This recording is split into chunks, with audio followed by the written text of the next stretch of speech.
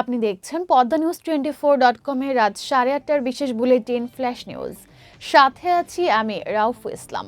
facebook.com/poddanews24 page follow করে আমাদের সাথেই থাকুন। শেখ হাসিনার ভারতীয় ভিসার মেয়াদ বাড়ানোর বিষয়টি বাংলাদেশের জনগণ ভালোভাবে নেননি বলে মন্তব্য করেছেন বিএনপির সিনিয়র যুগ্ম মহাসচিব রুহুল কবির রিজভী। বুধবার সকালে ঢাকার গেন্ডারিয়ায় জুলাই অভ্যুত্থানে নিহত 4 জনের পরিবারের সঙ্গে সাক্ষাৎ শেষে তিনি এ কথা বলেন। রিজভী বলেন, ভারত তাদের স্বাধীনতা ও গণতন্ত্রকে অবমূল্যায়ন করছে। মুদ্রণ ব্যবসার সঙ্গে শেখ হাসিনার ঘনিষ্ঠজনরা জড়িত আছেন অভিযোগ করে রিজভী বলেন, নতুন বছরে বই বিতরণ নিয়ে শিক্ষা উপদেষ্টার মন্তব্য দায় এড়ানো। এছাড়াও যারা জনতার বিরুদ্ধে অস্ত্র ধরেছে তাদের বিচার এবং শেখ হাসিনার দোসরদের নামে থাকা সকল স্থাপনার নাম পরিবর্তন করে শহীদদের নামে করার আহ্বান জানান। বিগত সরকারের সাগর চুরির খেসারত দিতে হচ্ছে দেশের মানুষকে। এই ক্ষতি পুষিয়ে উঠতে শিল্প খাতে বিদ্যুৎ গ্যাসের দাম বৃদ্ধি সহ বিভিন্ন খাতের ট্যাক্স বাড়াতে হচ্ছে এমন মন্তব্য করেছেন বাণিজ্য উপদেষ্টা শেখ বশির উদ্দিন।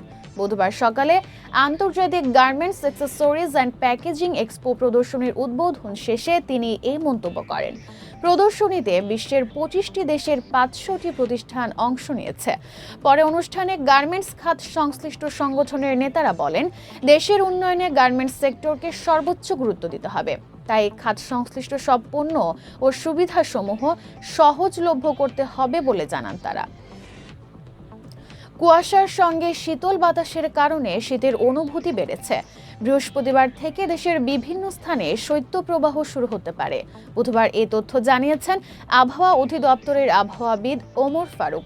তিনি সংবাদ মাধ্যমকে বলেন, কুয়াশা থাকলে রাতের তাপমাত্রা সাধারণত বেড়ে যায়, তবে দিনের আলো না থাকায় তাপমাত্রা কমে যেতে পারে। বুধবার দেশের কোথাও শৈত্যপ্রবাহ না থাকলেও বৃহস্পতিবার তাপমাত্রা কমে শৈত্যপ্রবাহ শুরু হতে পারে। আবহাওয়াবিদ আফরোজা সুলতানা সংবাদ মাধ্যমকে বলেন, আগামী 2-3 দিন কুয়াশা থাকতে পারে। শনিবার রোববার থেকে আকাশ পরিষ্কার হয়ে যেতে পারে। এ দফায় তীব্র শৈত্যপ্রবাহের সম্ভাবনা নেই, তবে আকাশ কুয়াশায় ঢেকে থাকার জন্য শীতের অনুভূতি বেড়ে যাবে। তিনি জানান, আগামী রোববার থেকে তাপমাত্রা বেড়ে চলতি মাসের মাঝামাঝি সময় থেকে আবার তা কমতে পারে। ঢাকার পত্নীতলা উপজেলার বস্তাবর সীমান্তে কাঁটাতারের বেড়া নির্মাণকে কেন্দ্র করে কিছুটা উত্তেজনা দেখা দিয়েছে বর্ডার গার্ড বাংলাদেশ বিজিবি, ভারতীয় সীমান্তরক্ষী বাহিনী বিএসএফ এর মধ্যে। তবে বর্তমানে পরিস্থিতি স্থিতিশীল রয়েছে। নওগাঁর 14 বিজিবির অধিনায়ক লেফটেন্যান্ট কর্নেল ইকবাল হোসেন সাংবাদিকদের এ তথ্য নিশ্চিত করেছেন। তিনি জানান, ওই এলাকায় প্রায় 600 গজের মধ্যে দুদেশের মধ্যে কোনো বেড়া নেই। বুধবার সকালে হঠাৎ করে বিএসএফ এর একটি দল ওই সীমান্ত এলাকায় কাঁটাতারের বেড়া নির্মাণের জন্য আসে। আইন অনুযায়ী দুদেশের সীমান্ত পিলার থেকে 150 গজের মধ্যে ফসল চাষ ব্যতীত স্থায়ী কোনো স্থাপনা কিংবা বেড়া দিতে পারবে না। এটি দুদেশের জন্যই প্রযোজ্য হবে। কিন্তু বিএসএফ সদস্যরা আন্তর্জাতিক আইন ভেঙে কাঁটাতার নির্মাণ করতে আসে জানতে পেরে বিজিবি সদস্যরা তাদের বাধা দেয়। এ সময় কাজ না করে ফিরে যায় বিএসএফ সদস্যরা।